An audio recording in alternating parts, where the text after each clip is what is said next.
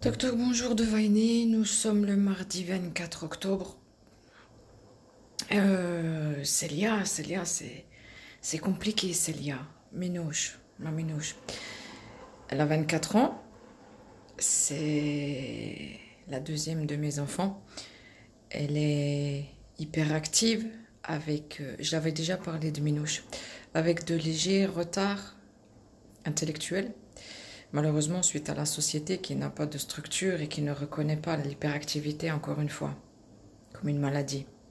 Bref, elle est suivie pour un cancer depuis 2014. Elle est suivie pour adénofibrome depuis 2021. Elle est suivie pour beaucoup d'autres choses qui ont fait que, du haut de ses 24 ans, elle est en fatigue chronique, elle est très fatiguée, elle a toujours besoin de moi. Elle a toujours ses soucis avec son ventre aussi. C'est une grande enfant. Elle a beau faire 1,80 m, elle a besoin que je gère beaucoup de choses pour elle, quasiment tout. Donc, c'est pas évident. Il faut que j'ai de la force, il faut que j'arrive à me concentrer, il faut que j'arrive à gérer quand je peux les rendez-vous, parce que je suis sa responsable. Donc, je dois être là quand elle fait les rendez-vous, quand c'est possible pour moi d'y aller, etc., etc. Donc, ça me demande énormément. On est en automne, j'aurais dû perdre au moins une ou deux crises, comme tous les ans, mais j'ai rien perdu.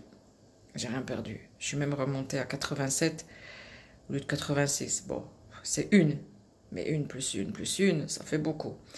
Le reste de mes douleurs, c'est... Voilà, c'est problématique. Il y a la 13e crise qui va arriver, qui va me foudroyer, qui va me broyer et qui va me donner la nausée, etc., etc. J'avais pas tout ça avant. Pas autant, je veux dire. Donc voilà, mais Minouche, elle a besoin de sa maman. Minouche, elle a besoin que je sois debout. Alors je lui montre qu'il faut se battre, qu'il faut rien lâcher. Là, il a fallu aller changer son implant contraceptif.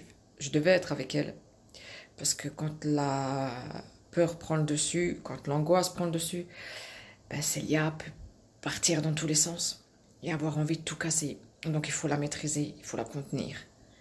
Puis après, elle pleure et après, on console. C'est comme un enfant, sauf qu'elle est plus grande.